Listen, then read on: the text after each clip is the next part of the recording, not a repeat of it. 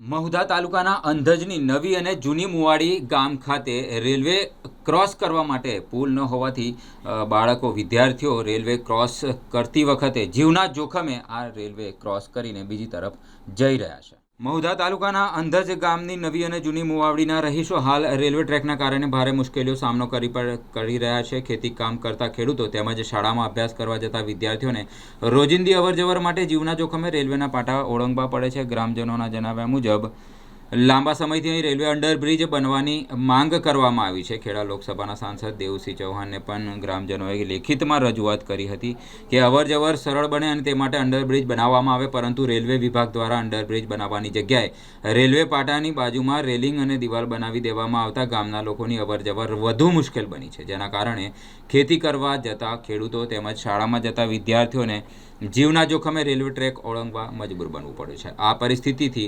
અંધજની નવી અને જૂની મુવાડીના રહીશો ત્રાહિમામ પોકારી ઉઠ્યા છે। તેમની એક જ માંગ છે કે તાત્કાલિક અંડરબ્રિજ બનાવી આપવામાં આવે, જેથી ગ્રામજનો, ખેડૂતો અને વિદ્યાર્થીઓને સુરક્ષિત રીતે અવરજવર કરી શકે। હવે રેલવે તંત્ર આ ગંભીર સમસ્યાનો ઉકેલ લાવે છે કે નહીં તે જોવું રહ્યું। હું અંધજની નવી મુવાડી, નામ અર્જુનસિંહ અમરસિંહ રાઠોડ। અમે ઘણા વર્ષોથી અને બાપ દાદાની પેઢીથી આવી રહીએ છીએ અને અમારું 150 થી 200 ઘરનું કુટુંબ છે। એમાં મિનિમમ 700 માણસ અમે આ બાજુ અને રેલવેની પેલી બાજુ અડધા અડધા રહ્યા છે, બરાબર છે। 700 થી 800 વીઘા જમીન છે અમારી। હવે રેલવે તંત્ર દ્વારા અમે દરખાસ્ત કરેલી રેલવેને કે ભાઈ ઘરનાળું મંજૂર કરી આપો। 2002 થી બંધ છે। ગયા વર્ષે અમે આના માટે લેખિતમાં દેવસિંહને જાણ કરેલી છે, એમને મંજૂર બી કરેલું છે, પણ રેલવે તંત્ર દ્વારા કોઈ કાર્યવાહી કરવામાં આવી નથી, બરાબર છે। હવે આવવા જવા માટે કોઈ અમારો 7 થી 8 કિલોમીટર રાઉન્ડ મારવું પડે છે। હવે એ બી ગરનારું છે તો નદીમાં ચોમાસામાં પૂર આવે છે એટલે રસ્તો બંધ થઈ જાય છે, બરાબર છે। હવે આડા દાડે એમ નીકળવું તો નીકળીએ કઈ, અને હવે રેલવે તંત્ર દ્વારા પાટિયા મારી દીધા છે, બરાબર છે। તો ખેતીમાં આવવા જવા માટે, સાધન લઈ જવા માટે, બાળકોને ભણવા માટે આવવા જવામાં બહુ અમારે તકલીફ પડે છે। અને રેલવે દ્વારા શું વારંવાર ગાડીઓ અવર જવર કરે છે તો ઇન્સિડન્સ કે એક્સિડન્ટ થવાની સંભાવના રહે છે। તો સરકારશ્રીને અમારી એટલી દરખાસ્ત છે કે અમને આની ગરનાળું ગમે તે આવવા જવાના રસ્તાની સુવિધા કરી આપે એવી સરકારને અમારી દરખાસ્ત છે। એટલે આ રેલવેની પેલી સાઈડ પણ ખેતરો બધું આવેલું છે? હા, પેલી સાઈડ બી 150 થી 200 ઘર છે અને અડધા આ બાજુ છે, અડધા પેલી બાજુ રહે છે, એટલે આવવા જવાની બહુ તકલીફ પડે છે। પહેલા કેવી રીતે જતા? પહેલા તો અહીં ફાટક હતી, 2002 માં ચાલુ હતી, 2002 પછી બંધ થઈ ગઈ છે। પહેલા રસ્તો હતો, એ ફાટક હતી, 24 કલાક ખુલ્લી રહેતી હતી, એટલે અવર જવરમાં તકલીફ પડતી નથી। તો અત્યારે આ પાટિયા મારી દીધા છે અને અંદર ફેન્સિંગ મારી દીધી છે અને રેલવે ઊંચી કરી છે।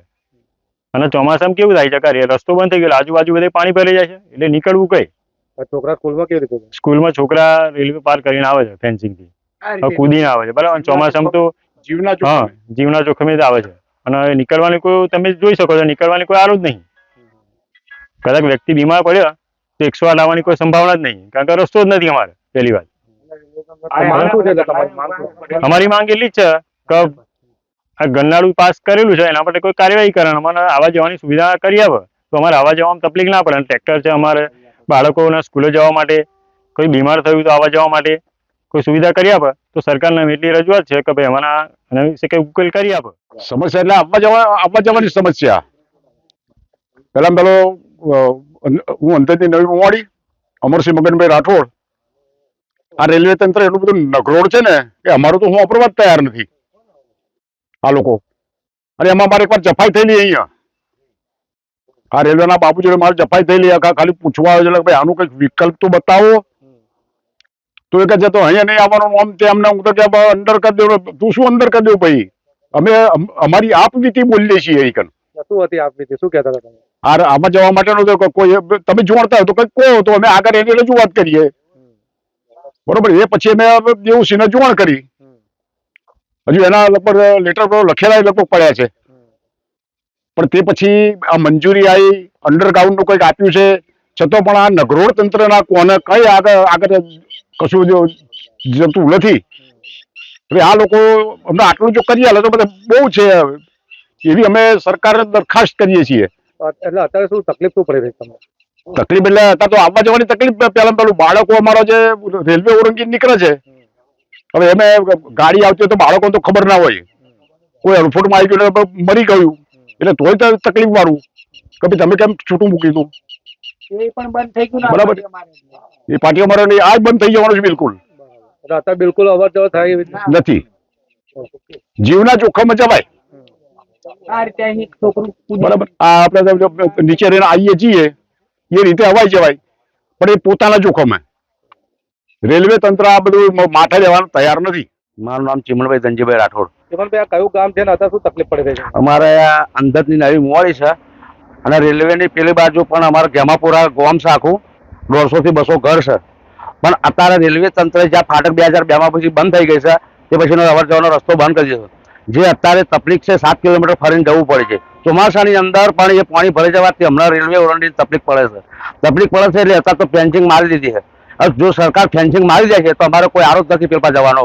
700-800 વીઘા જમીન છે તો અમારે કઈ થઈને જવું? તો વહેલી તકે અમારે એવી નમ્ર વિનંતી છે કે અમારા જે અંડરગ્રાઉન્ડ પાસ કરેલો એ વહેલી તકે ચોમાસા પહેલા બનાવી આલે તો સારામાં સારું છે. પેલા પાસ થયો તમે અંડરબ્રિજ પાસ હા, દેવસિંહને અમે લેટર પછી આવેલો પાસ થઈ ગયું? પાસ થયેલું, પણ પાસ થયેલું હજુ કોઈ જાણવા મળ્યું નહીં. બરોબર, કંપની કશું એનો લેટર બી આવેલો. જયારે કામ ચાલતું હતા તમે ના રજૂઆત કરી કે આ કામ કેમ તમે કરો છો? હા, એ રજૂઆત કરેલી જ છે, પણ હજુ કોઈ તંત્ર કોઈ આવ્યું નથી ને કોઈ જાણે બીજી કરતા નથી. અમને અમે વારંવાર આ રજૂઆત કરેલી છે.